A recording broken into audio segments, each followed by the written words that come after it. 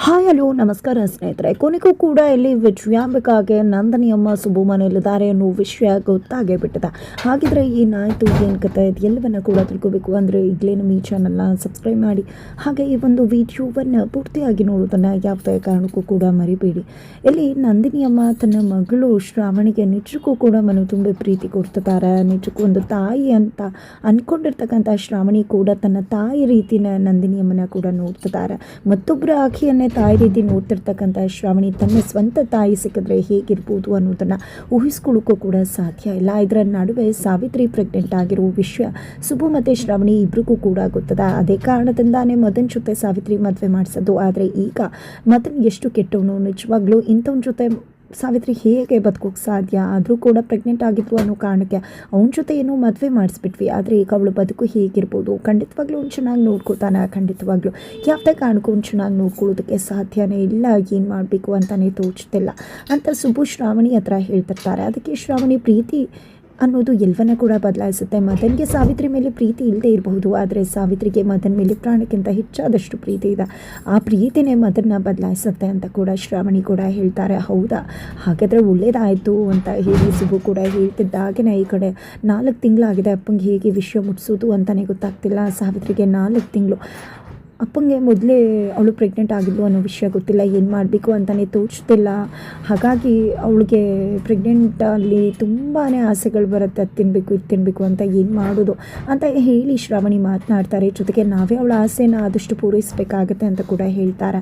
ಹಾಗಾಗಿ ಇಲ್ಲಿ ಸುಬ್ಬು ಕೂಡ ಖಂಡಿತ ನೀವು ಏನು ಯೋಚನೆ ಮಾಡಿಬಿಡಿ. ಅವಳು ಯಾವತ್ತೂ ನನ್ನ ಅಣ್ಣ ಅಂತ ಕರೆದು ಅವತ್ತೇ ನಾನು ಅವಳನ್ನ ತಂಗಿ ಅಂತ ಕನ್ಸಿಡರ್ ಮಾಡಾಗಿದೆ. ನನ್ನ ತಂಗಿನ ಹೇಗೆ ನೋಡ್ಕೋಬೇಕು ಅನ್ನೋದು ನಂಗೆ ತುಂಬ ಚೆನ್ನಾಗಿ ಗೊತ್ತದೆ. ವರ ಹೇಗೆ ನನ್ನ ತಂಗಿನೂ, ಸಾವಿತ್ರಿ ಕೂಡ ಹಾಗೆ ನನ್ನ ತಂಗಿ ಅಂತ ಕೂಡ ಹೇಳ್ತಾರೆ ಸುಬ್ಬು ಅವರು.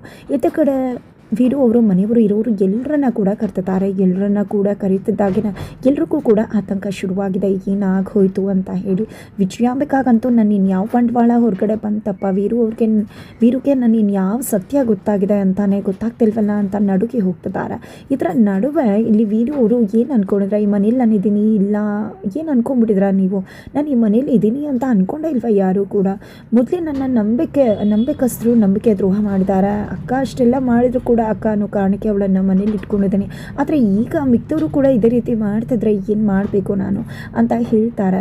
ಜೊತೆಗೆ ಮದನ್ನ, ನೀನು ಸಾವಿತ್ರಿಯನ್ನು ಮದುವೆ ಆಗಿದೆ, ಆದರೆ ಸಾವಿತ್ರಿಯನ್ನು ಯಾವ ಮಟ್ಟಿಗೆ ನೋಡ್ಕೋತಾ ಇದೆಯಾ ಅಂತ ಹೇಳಿ ಪ್ರಶ್ನೆ ಮಾಡ್ತಿದ್ದಾರೆ. ನೀನಿರೋ ಜಾಗದಲ್ಲಿ ಅವಳಿರೋದಿಲ್ಲ, ಅವಳಿರೋ ಜಾಗದಲ್ಲಿ ನೀನಿರೋದಿಲ್ಲ, ನೀವಿಬ್ಬರು ಜಸ್ಟ್ ಮದುವೆ ಆಗಿದ್ರೆ ಬಟ್ ಅಚ್ಚುಕಟ್ಟಾಗಿ ಸಂಸಾರ ನಡೆಸ್ತಾ ಇದ್ದೀರಾ ಅಂತ ಪ್ರಶ್ನೆ ಮಾಡ್ತಿದ್ದಾರೆ. ಇದರಿಂದಾಗಿ ಮದನ್ಗೆ ಭಯ ಆಗುತ್ತೆ. ನಾನು ಹೊರಗಡೆ ಅಫೇರ್ ಇಟ್ಕೊಂಡಿರೋ ವಿಷಯ ಏನಾದರೂ ಮಾವಂಗೆ ಗೊತ್ತಿತ್ತಾಗೋಯ್ತಾ ಹೇಗೆ ಅಂತ. ತದನಂತರ ಮದನ್ನ ಕರೆದಿದ್ದ ಈ ಕಡೆ ಸಾವಿತ್ರಿ ಪ್ರೆಗ್ನೆಂಟ್ ಆಗಿದ್ದಾಳಲ್ವ, ಆ ಪ್ರೆಗ್ನೆಂಟ್ ಆಗಿರೋ ಹೆಣ್ಮಕ್ಳನ್ನ ಹೇಗೆ ನೋಡ್ಕೋಬೇಕು ಅಂತ ಗೊತ್ತಿಲ್ವಾ, ವಿಷಯ ಹೇಳಿದ್ರ ನನಗೆ ಅಂದಾಗ ಅದು ಮಾವ ಹೇಳಬೇಕು ಅಂತಲೇ ಅಂದ್ಕೊಂಡಿದ್ದೆ, ಆದರೆ ಹೇಳಲಿಲ್ಲ ಅಷ್ಟೇ ಅಂತ ಮದನ್ನೇ ಹೇಳ್ತಾರೆ.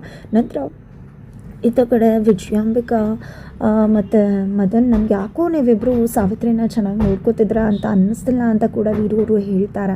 ತದನಂತರ ಇಲ್ಲಿ ಏನು ಸಾವಿತ್ರಿ ನೀನು ಕೂಡ ಈ ವಿಷಯ ಮುಚ್ಚಿಟ್ಬಿಟ್ಟಿಯಲ್ಲ ಅಂದಾಗ, ಇಲ್ಲ ದೊಡ್ಡ ಯಜಮಾನ್ರೆ, ಖಂಡಿತವಾಗ್ಲೂ ವಿಷಯ ಹೇಳಬೇಕು ಅಂತಲೇ ಅಂದ್ಕೊಂಡಿದ್ದೆ, ಆದರೆ ಮನೆಯಲ್ಲಿ ತುಂಬ ಗಲಾಟೆಗಳು ಸಮಸ್ಯೆಗಳು ಬರ್ತಾ ಇತ್ತಲ್ವ, ಅದೇ ಕಾರಣಕ್ಕೆ ವಿಷಯವನ್ನು ನಿಮ್ಮಿಂದ ಮುಚ್ಚಿಡಬೇಕಾಯಿತು ಅಷ್ಟೇ. ಅದಕ್ಕೆ ಹೊರತಾಗಿ ಬೇರೆ ಯಾವುದೇ ರೀತಿ ಉದ್ದೇಶ ಇಲ್ಲ ಅಂತ ಹೇಳ್ತಾರೆ. ಆದರೂ ಕೂಡ ಮನೇಲಿ ಏನೇ ಸಮಸ್ಯೆ ಇರಬಹುದು, ಪ್ರಾಬ್ಲಮ್ಸ್ ಇರ್ಬೋದು, ಹಾಗಂತ ಮಾತ್ರಕ್ಕೆ ನೀನು ವಿಷಯನ ಮುಚ್ಚಿಡೋದ? ಇಂಥ ವಿಷಯಗಳು ಮನೆಯಲ್ಲಿ ಖುಷಿ ಸಂಭ್ರಮವನ್ನು ಜಾಸ್ತಿ ಮಾಡುತ್ತೆ, ದುಃಖ ದುಮ್ಮಾನಗಳನ್ನು ಕಡಿಮೆ ಮಾಡುತ್ತೆ ಅಂತ ಹೇಳಿ ವೀರವರು ಹೇಳ್ತಾರೆ. ನಂತರ ಸಾವಿತ್ರಿ ವೀರವರ ಆಶೀರ್ವಾದ ತಗೋತಾರೆ. ನಂತರ ಇಲ್ಲಿ ನೋಡು ಮದನ್, ಇನ್ನು ಮುಂದೆ ಸಾವಿತ್ರಿನ ತುಂಬ ಚೆನ್ನಾಗಿ ನೋಡ್ಕೋಬೇಕು. ಇವಳು ಈ ಮನೆ ಸೊಸೆ, ಈ ಮನೆ ಮಹಾಲಕ್ಷ್ಮಿ, ಇವಳು ನಮ್ಮನ್ನು ಎಷ್ಟು ಚೆಂದ ನೋಡ್ಕೊಂಡಿದ್ದಾಳು ಇಷ್ಟು ದಿನ, ಅದಕ್ಕಿಂತ 10 ಪಟ್ಟು ಚೆನ್ನಾಗಿ ನಾವು ಇವಳನ್ನು ನೋಡ್ಕೋಬೇಕಾಗತ್ತೆ. ಇಂಥ ಸಮಯದಲ್ಲಿ ಆಸೆ ಬಯಕೆಗಳು ತುಂಬಾ ಬರುತ್ತೆ, ಅದನ್ನೆಲ್ಲ ಫುಲ್ಫಿಲ್ ಮಾಡಬೇಕಾಗತ್ತೆ ಅಂತ ಹೇಳಿ ಸಾವಿತ್ರಿನ ಮದನ್ ಜೊತೆ ಕಳಿಸ್ಕೊಡ್ತಾರೆ. ತದನಂತರ ಇಲ್ಲಿ ವಂದನಾ ಅವರು, ಅಯ್ಯೋ ಭಾವ, ನೀವು ಕರ್ತಿದ್ದು ನೋಡಿ ತುಂಬ ಗಾಬರಿ ಆಗೋಯ್ತು, ಏನಾಯಿತು ಏನು ಅಂತ ದಯವಿಟ್ಟು ಕ್ಷಮಿಸ್ಬಿಡಿ ಭಾವ, ನಾನು ಈ ವಿಷಯನ ನಿಮ್ಮ ಹತ್ರ ಹೇಳಲಿಕ್ಕಾಗಲಿಲ್ಲ ಅಂತ ಹೇಳ್ತಾರೆ. ಪರವಾಗಿಲ್ಲ, ಆದರೆ ಇನ್ನು ಮುಂದೆ ಯಾವುದೇ ವಿಷಯಗಳು ಕೂಡ ನನ್ನಿಂದ ಮುಚ್ಚಿಡಬಾರ್ದು ಅಂತ ಹೇಳಿ ತಿಳಿಸ್ತಿದ್ದಾರೆ. ನಂತರ ಇಲ್ಲಿ ವಿಜಯಾಂಬಿಕಾ ಹೇಗಾದರೂ ಮಾಡಿ ಆ ಮನೇಲಿರ್ತಕ್ಕಂಥದ್ದು ಯಾರು ಅನ್ನೋ ವಿಷಯವನ್ನು ತಿಳ್ಕೊಬೇಕು ಅನ್ನೋ ಕಾರಣಕ್ಕೆ ಇಂದ್ರಾಣಿಗೆ ಕಾಲ್ ಮಾಡಿದ್ದಾರೆ. ನನಗೆ ಹೆಲ್ಪ್ ಮಾಡು ಅಂತ ಕೇಳ್ತಿದ್ದಾರೆ. ಏನು ನಿಮಗೆ ಹೆಲ್ಪ್ ಮಾಡೋದಾ, ಏನು ಅಂದ್ಕೊಂಡಿದ್ರ, ದುಡ್ಡು ಕೊಟ್ಟು ನನ್ನ ನನ್ನನ್ನು ಕೊಂಡ್ಕೋಬಹುದು ಅಂತ ಅಂದ್ಕೊಂಡಿದ್ರೆ, ಅವತ್ತು ನಾನು ನಿಮ್ಮ ಜೊತೆ ಕೈ ಜೋಡಿಸ್ದೆ ಅಂದರೆ ಅದಕ್ಕೆ ಕಾರಣ ನನ್ನ ಮಗಳು ಜೀವನ. ನನ್ನ ಮಗಳು ಇಷ್ಟಪಟ್ಟಿರೋ ಹುಡುಗನ ಮದುವೆ ಆಗಬೇಕು ಅನ್ನೋ ಒಂದೇ ಕಾರಣಕ್ಕೆ ನಾನು ನಿಮ್ಮ ಜೊತೆ ಕೈ ಜೋಡಿಸಿದ್ದು.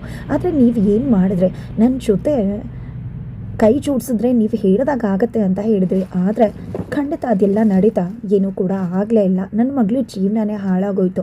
ನಾನು ನಿಮ್ಮಷ್ಟು ದುಡ್ಡು ನೋಡದೆ ಇದ್ದರೂ ಕೂಡ ನಾನು ಸಾಕಷ್ಟು ದುಡ್ಡು ನೋಡ್ತೇನೆ. ನನಗೆ ದುಡ್ಡಿನ ಅವಶ್ಯಕತೆ ಇಲ್ಲ. ನಾನು ನಿಮಗೆ ಯಾವುದೇ ಕಾರಣಕ್ಕೂ ಸಹಾಯ ಮಾಡಲಿಕ್ಕೆ ಆಗೋದಿಲ್ಲ ಅಂತ ಹೇಳಿ ಇಂದ್ರಾಣಿಯವರು ಕಾಲ್ ಕಟ್ ಮಾಡಿಬಿಡ್ತಾರೆ. ಏನಪ್ಪ ಮಾಡಲಿ, ಎತ್ತ ಕಡೆ ಇಂದ್ರಾಣಿಗೆ ದುಡ್ಡು ಬೇಕಾಗಿಲ್ಲ. ದುಡ್ಡಿನ ಆಸೆ ಇರೋ ಕಾಂತಮ್ಮ ಕೆಲಸ ಮಾಡ್ತಿಲ್ಲ. ಯಾರಿದ್ದಾರೆ ನನಗೆ ಅಲ್ಲಿ ಕೆಲಸ ಮಾಡ್ಕೊಳ್ಳೋದಕ್ಕೆ ಅಂತ ಯೋಚನೆ ಮಾಡಿದೆ. ಭಾವ ಅವರು ಕಣ್ಮುಂದೆ ಬರ್ತಾರೆ. ಇವನೇ ಸರಿಯಾದ ಒಂದು ವ್ಯಕ್ತಿ ನನ್ನ ಕೆಲಸ ಮಾಡಿಕೊಡೋದಕ್ಕೆ ಅಂತ ಹೇಳಿ ವಿಜಯಾಂಬಿಕಾ ತೀರ್ಮಾನ ಮಾಡ್ತಾರೆ. ತದನಂತರ ಇಲ್ಲಿ ಸುಬ್ಬು ಮತ್ತು ಶ್ರಾವಣಿ ಅಡುಗೆ ಮನೆಗೆ ಬರ್ತಾರೆ. ಆಲ್ರೆಡಿ ಇಲ್ಲಿ ನಂದಿನಿ ಅಮ್ಮ ಸಾವಿತ್ರಿಗೋಸ್ಕರ ಒಂದಿಷ್ಟು ತಿಂಡಿಗಳನ್ನ ಮಾಡಿದ್ದಾರೆ. ನೋಡಿ, ಸಾವಿತ್ರಿಗೋಸ್ಕರ ಇಷ್ಟು ತಿಂಡಿಗಳನ್ನ ಮಾಡಿದ್ದೀನಿ. ನೀವೇ ಹೇಳ್ತಿದ್ರಲ್ವಾ ಆಕೆ ಗರ್ಭಿಣಿ ಅಂತ. ಪಾಪ ಗರ್ಭಿಣಿ ಹೆಂಗಸ್ಗೆ ತಿನ್ನಬೇಕು ಅಂತ ತುಂಬ ಅನ್ನಿಸ್ತಾ ಇರುತ್ತೆ. ಹಾಗಾಗಿ ಇಷ್ಟು ಮಾಡಿಕೊಟ್ಟಿದ್ದೀನಿ, ತಗೋ ಹೋಗಿ ಕೊಟ್ಬಿಡಪ್ಪ ಅಂದಾಗ, ಖಂಡಿತ ಅಮ್ಮ ನೀವು ನಿಜವಾಗ್ಲೂ ಎಷ್ಟು ಗ್ರೇಟ್ ಗೊತ್ತಾ. ಸಾವಿತ್ರಿ ಯಾರು ಅಂತಲೇ ಗೊತ್ತಿಲ್ಲ, ಆದರೂ ಕೂಡ ಇಷ್ಟೆಲ್ಲ ಮಾಡಿಕೊಟ್ಟಿದ್ರ ಅಲ್ವಾ ಅಂತ ಶ್ರಾವಣಿ ಹೇಳಿದಾಗ, ನೀನು ಪ್ರೆಗ್ನೆಂಟ್ ಆದರೆ ಇದಕ್ಕಿಂತ ಜಾಸ್ತಿ ಮಾಡಿಕೊಡ್ತೀನಿ ಮಗಳೇ, ನಿನ್ನ ಹಾರೈಕೆನ ನಾನೇ ಮಾಡ್ತೀನಿ ಅಂದಾಗ, ಹೌದಾ ಅಮ್ಮ, ಹಾಗಿದ್ರೆ ನೀವು ಇಲ್ಲೇ ಇದ್ಬಿಡ್ತೀರಾ ಅಂತ ಹೇಳಿದಾಗ, ಇಲ್ಲೇ ಇದ್ಬಿಟ್ರೆ ಖಂಡಿತವಾಗ್ಲೂ ಮಾಡಿಕೊಡ್ತೀನಿ, ನಿನ್ನ ಒಂದು ಹಾರೈಕೆಯನ್ನು ಕೂಡ ನಾನೇ ಮಾಡ್ತೀನಿ ಅಂತ ನಂದಿನಿ ಅಮ್ಮ ಹೇಳ್ತಾರೆ. ನಂತರ ಇಲ್ಲಿ ಶ್ರಾವಣಿ, ಹೌದು ಅಮ್ಮ, ನೀವು ಎಲ್ಲಿಂದ ಬಂದಿದ್ರಾ, ನಿಮ್ಮ ಮಕ್ಕಳು ಎಲ್ಲಿದ್ದಾರೆ, ನಿಮಗೆ ಎಷ್ಟು ಜನ ಮಕ್ಕಳು, ಇದು ಎಲ್ಲವನ್ನ ಕೂಡ ಕೇಳೋದೇ ಮರ್ತ್ಬಿಟ್ಟೆ ನಾನು. ನಿಜವಾಗ್ಲೂ ನೀವು ಎಷ್ಟು ಗ್ರೇಟು, ನಿಮ್ಮಂಥ ಮಗಳನ್ನ, ನಿಮ್ಮಂಥ ಅಮ್ಮನ್ನ ಬಿಟ್ಟು ಅವ್ರಿಗೆ ಹೇಗಿರೋಕ್ಕೆ ಸಾಧ್ಯ ಅಂತೆಲ್ಲ ಕೇಳ್ತಿರ್ತಾರೆ.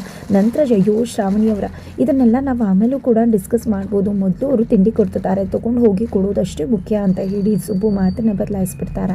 ನಂತರ ಇಲ್ಲಿ ಸುಬ್ಬು ವೀರವರ ಮನೆಗೆ ಹೋಗ್ತಿದ್ದಾಗನೇ ಅಲ್ಲಿದ್ದಂತಹ ಅವರ ತಮ್ಮ ಸೂರ್ಯವರು, ಏನಿದು ಸುಬ್ಬು, ತುಂಬ ಅಪರೂಪ ಆಗಿಬಿಟ್ಟೆ, ಬರ್ತೀಯಾ, ಕೆಲಸ ಮಾಡ್ತೀಯಾ, ಹೋಗ್ತೀಯಾ ಮನೆಗೆ, ತಕ್ಷಣ ಸಿಗೋದೇ ಇಲ್ವಲ್ಲ ಅಂತ ಹೇಳ್ತಿದ್ದಾರೆ. ಅಯ್ಯೋ ಹಾಗೇನಿಲ್ಲ ಯಜಮಾನ್ರೆ ಅಂತ ಹೇಳ್ತಾರೆ. ಆದರೂ ಕೂಡ ನನಗೆ ನಂದಿನಿ ಅದಕ್ಕೆ ನಾನು ನೋಡಬೇಕು ಅಂತ ಅನ್ನಿಸ್ತಿದೆ, ಅವಕಾಶ ಮಾಡಿಕೊಡು ಅಂತ ಹೇಳಿದಾಗ, ಹೌದಾ ಸರಿ ಆಯಿತು, ನೀವೇನು ಯೋಚನೆ ಮಾಡಬೇಡಿ, ಖಂಡಿತವಾಗ್ಲೂ ನಂದಿನಿ ಅಮ್ಮನ ನೋಡೋದಕ್ಕೆ ಅವಕಾಶ ಮಾಡಿಸ್ಕೊಡ್ತೀನಿ ಅಂತ ಹೇಳಿ ಸುಬ್ಬು ಕೂಡ ಹೇಳ್ತಾರೆ. ನಂತರ ಸಾವಿತ್ರಿ ಎಲ್ಲಿದ್ದಾಳೆ, ಅವಳಿಗೆ ತಿಂಡಿ ಕೊಟ್ಟು ಕಳಿಸಿದ್ದಾರೆ, ಅದನ್ನು ಕೊಡಬೇಕಿತ್ತು ಅಂದಾಗ, ನಿನಗೂ ಕೂಡ ಪ್ರೆಗ್ನೆಂಟ್ ಅನ್ನೋದು ಗೊತ್ತಿದೆಯಾ ಅಂತ ಸುರೇಂದ್ರ ಅವರು ಕೇಳಿದ್ದಕ್ಕೆ, ಅಯ್ಯೋ ಪ್ರೆಗ್ನೆಂಟ್ ಅನ್ನೋದು ಗೊತ್ತಿರೋದಕ್ಕೆ ತಾನೇ ಮದುವೆ ಮಾಡಿಸಿದ್ದು ಅಂತ ಮೆಲ್ಲಗೆ ಮಾತಾಡಿ, ಅಯ್ಯೋ ತುಂಬ ವಿಷಯಗಳಿದೆ, ಅದೆಲ್ಲ ನೀವು ಕೇಳಲೂಬಾರ್ದು, ನಾನು ಹೇಳಲೂಬಾರ್ದು ಅಂತ ಹೇಳಿ ಸುಬ್ಬು ಹೋಗಿಬಿಡ್ತಾರೆ. ತದನಂತರ ಇಲ್ಲಿ ನಂದಿನಿ ಅಮ್ಮನ ಹತ್ರ ಪದ್ದು ಅವರು ಮಾತಾಡ್ತಿದ್ದಾರೆ. ನಂದಿನಿ ಅಮ್ಮ, ನಿಜಕ್ಕೂ ನಿಮ್ಮ ಪ್ರೀತಿಯಲ್ಲಿ ಶ್ರಾವಣಿ ಮೇಡಮ್ ಅವರು ತುಂಬ ಅಂದರೆ ತುಂಬ ಖುಷಿಯಾಗಿದ್ದಾರೆ. ಆದರೆ ನೀವೇ ಅಮ್ಮ ಅಂತ ಗೊತ್ತಾದರೆ ಅವ್ರಿಗೆ ಎಷ್ಟು ಖುಷಿ ಪಡ್ತಾರೆ ಗೊತ್ತಾ ಅಂದಾಗ, ಖಂಡಿತ ಇವತ್ತು ನನ್ನ ಮಗಳು ಪ್ರೀತಿಯನ್ನು ಪಡ್ಕೋತಿರ್ಬೋದು, ಆದರೆ ನಾನು ಅಮ್ಮ ಅಂತ ಗೊತ್ತಾದಾಗ ಅವಳು ನಿಜವಾದ ಅಮ್ಮನ ಪ್ರೀತಿಯನ್ನು ಪಡ್ಕೋತಾಳೆ ಅಂತ ಹೇಳ್ತಿರ್ತಾರೆ. ಇದರ ನಡುವೆ ಪದ್ದು ಅವರು, ಆದರೂ ನಂದಿನಿ ಅಮ್ಮ, ನೀವು ನಿಜಕ್ಕೂ ಶ್ರಾವಣಿ ಅಮ್ಮಂಗೆ ನೀವು ತಾಯಿ ಅನ್ನೋ ವಿಷಯವನ್ನು ಹೇಳಿಬಿಡಬೇಕು ಅಂತ ಹೇಳಿದಾಗ, ನಂದಿನಿ ಅಮ್ಮ ಕೂಡ ಖಂಡಿತ ಹೇಳಿಬಿಡೋಣ ಅಂತ ಡಿಸೈಡ್ ಮಾಡ್ತಿದ್ದಾರೆ. ಅತ್ತ ಕಡೆ ವಿಜಯಾಂಬಿಕಾ ಭಾವವರನ್ನು ಭೇಟಿ ಮಾಡಿದ್ದೆ. ನಿಮ್ಮ ಮನೆಯಲ್ಲಿರ್ತಕ್ಕಂಥ ಆಕೆಯ ಒಂದು ಫೋಟೋವನ್ನು ನೀನು ನನಗೆ ಕಳಿಸ್ಬೇಕು ಅಂತ ಕೇಳ್ತಿದ್ದಾರೆ. ಹಾಗಾಗಿ ಇಲ್ಲಿ ಭಾವವ್ರು ಕೂಡ ದುಡ್ಡುಗೋಸ್ಕರ ನಂದಿನಿ ಅಮ್ಮನ ಫೋಟೋವನ್ನು ತೆಗೆದು ವಿಜಯಾಂಬಿಕೆಗೆ ಕಳಿಸೋದಕ್ಕೆ ಮುಂದಾಗ್ತಿದ್ದಾರೆ. ಇದರ ನಡುವೆ ಆಕೆ ನಂದಿನಿನೇ ಆಗಿದ್ರೆ ಮೊದಲು ಅವಳನ್ನು ಇಲ್ಲಿಂದ ಓಡಿಸ್ಬೇಕು, ಜೊತೆಗೆ ಅವಳ ಕಥೆಯನ್ನು ಮುಗಿಸ್ಬೇಕು. ಇಲ್ಲಾಂದರೆ ವೀರು ಆಲ್ರೆಡಿ ಬದಲಾಗ್ತಿದ್ದಾನೆ, ಆಮೇಲೆ ನಂದಿನಿ ವಿಷಯದಲ್ಲೂ ಬದಲಾಗ್ಬಿಟ್ರೆ ಕಷ್ಟ ಆಗ್ಬಿಡತ್ತೆ ಅಂತ ಅಂದ್ಕೊಂಡಿದ್ದೆ. ನಂದಿನಿ ಅಮ್ಮನ ಅಂತ್ಯ ಮಾಡೋದಕ್ಕೆ ಸಿದ್ಧವಾಗ್ತಿದ್ದಾರೆ ವಿಜಯಾಂಬಿಕಾ. ಹಾಗಿದ್ರೆ ಮುಂದೆ ಏನಾಗುತ್ತೆ ತಿಳ್ಕೋಬೇಕು ಅಂದರೆ ಮುಂದಿನ ವೀಡಿಯೋಗೆ ವೇಟ್ ಮಾಡೋದನ್ನು ಮರಿಬೇಡಿ.